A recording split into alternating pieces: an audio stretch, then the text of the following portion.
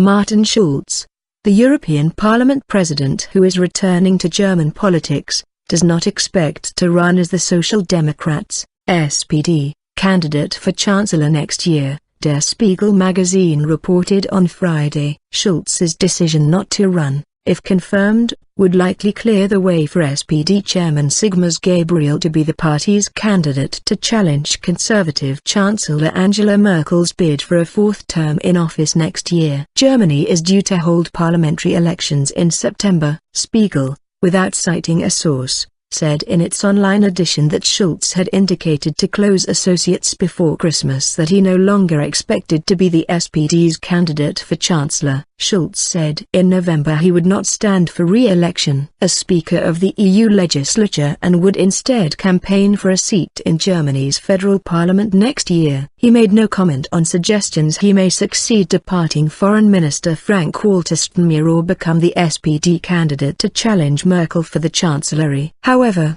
many SPD members had hoped Schulz would run for Chancellor, rather than the gaffe-prone Gabriel, who has been dubbed Mr. Zigzag by media for his policy reversals. The SPD is junior partner in a grand coalition with Merkel's Conservatives. A survey of 2,504 voters by pollster FASA published on December 28 put support for Merkel's Conservative bloc at 38%. With the SPD the second largest party on 20%. Gabriel, 57, has a difficult job. As Deputy Chancellor in Merkel's Grand Coalition, he has to show he is fit to lead the nation while also heading a centre-left party whose policies are often at odds with much of German public opinion. In the last year, the anti-immigration Alternative for Germany, AfD, party has enjoyed a surge in support, siphoning voters away from the larger established parties.